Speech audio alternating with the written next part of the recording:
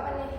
Jadi pada kali ini saya dan juga Cici akan membaca buku berjudul Mukjizat dalam Kitab Suci yang ditulis oleh Yovita Siswati, diterbitkan pada tahun 2013 oleh PT Buana Ilmu Populer.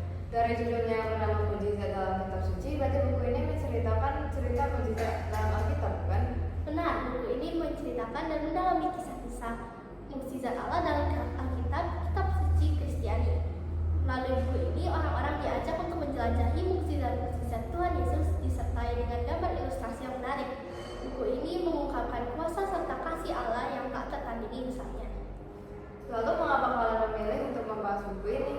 Saya dan juga Cici itu menemukan buku ini saat kami sedang di perpustakaan, dan buku ini juga sangat menarik perhatian kami karena di dalam buku ini terdapat gambar-gambar ilustrasi berupa kartun yang sangat menarik, dan juga topiknya pun berupa Yesus, mukjizat Yesus yang mukjizat Yesus. Jika berasal dari Alkitab, maka apakah buku ini bisa dibaca semua usia? Ya, tentu buku ini mengenai kisah mukjizat Allah dalam Kitab Suci Kristiani. Buku ini mengambil cerita-ceritanya dari Alkitab, oleh karena itu buku ini termasuk dalam golongan buku non-fiksi, sehingga dapat dibaca oleh semua usia untuk menambah wawasan kita. Cerita-ceritanya, jadi apakah buku ini tidak hanya terdiri dari satu cerita mukjizatnya? Tentu saja tidak. Buku ini tidak hanya terdiri dalam satu cerita, melainkan gabungan antara beberapa cerita yang dikemas sedemikian rupa menjadi satu buku. Oh wow, mukjizat apa saja yang kalian dapat temukan dalam buku tersebut? Apakah kalian bisa memberitahukan kepada saya dan kepada penonton beberapa misalnya? Iya, tentu. Jadi buku ini menyajikan beberapa 10 kisah berbeda. Nah, kami akan membagikan 3 kisah dari 10 cerita yang telah disajikan. Nah, sekarang saya akan menceritakan kisah pertama mengenai kisah Yesus mengubah air menjadi anggur. Kisah berjudul Air Menjadi Anggur ini merupakan cerita pertama yang disajikan oleh Yovita. Kisah ini seringkali kita dengar yang bercerita tentang Tuhan Yesus yang mengubah air menjadi anggur. Kisah ini berawal dari anggur di pesta yang dihadiri Tuhan Yesus dan ibunya Maria yang habis. Di tengah-tengah pesta, anggur yang habis itu menyebabkan Tuhan Yesus menunjukkan mukjizatnya dengan mengubah air biasa menjadi minuman anggur. Wah, cerita ini dulu saya sangat sering dengar saat di sekolah minggu. Selanjutnya apa nih cerita yang kedua? Cerita kedua yang akan saya ceritakan itu merupakan Yesus memegahkan badai topan di laut. Jadi cerita ini tulis oleh Yovita Siswati ke-8. Cerita ini berawal dari Yesus itu mengajak murid-muridnya untuk berlayar ke seberang danau untuk beristirahat.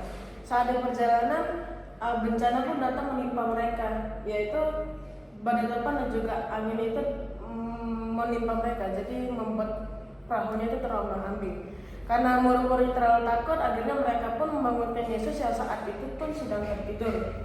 Yesus pun bangun dan juga langsung menghentikan badai topan dan juga angin laut. Dengan mukjizatnya, akhirnya Yesus pun bisa mengembalikan keadaan seperti normal kembali.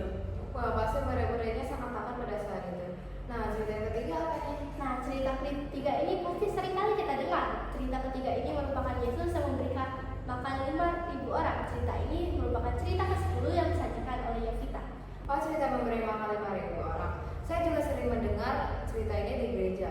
Ini merupakan cerita mukjizat Yesus yang bisa mengubah 5 roti dan 2 ikan hingga bisa memberi 5.000 orang, kan? Benar, cerita ini sangatlah terkenal ketika membahas dengan cerita mukjizat Yesus. Cerita ini berawal dari Yesus dan murid-muridnya yang sedang pergi berlayar ke tempat suci untuk beristirahat. Namun lewat jalan darat banyak sekali yang mengikuti Yesus untuk meminta pengajaran dan menyembuhkan orang-orang yang sakit. Waktu telah berlalu dan orang-orang terlihat sudah lapar. Yesus memerintahkan murid-muridnya untuk memberi mereka semua makanan. Namun mereka tidak memiliki makanan apapun. Lalu ada anak yang membawa keranjang yang berisi makanan, tapi hanya ada 5 roti dan 2 ikan. Makanan tersebut tidaklah cukup untuk semua orang di sana.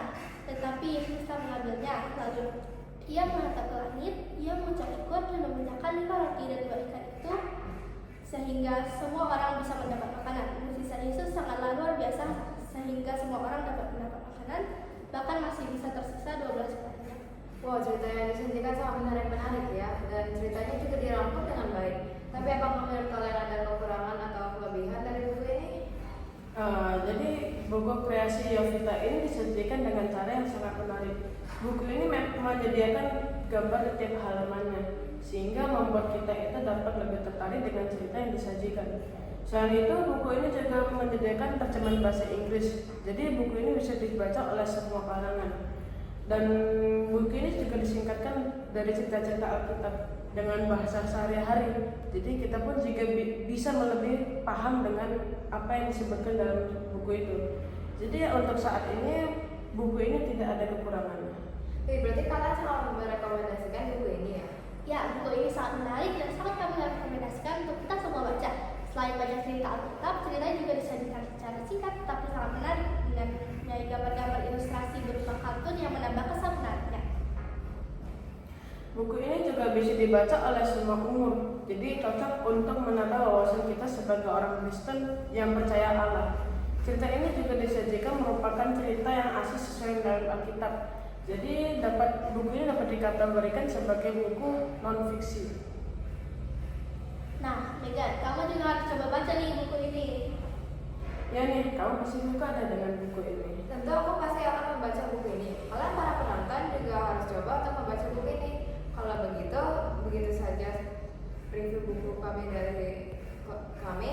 Terima kasih, sampai jumpa. Sampai jumpa.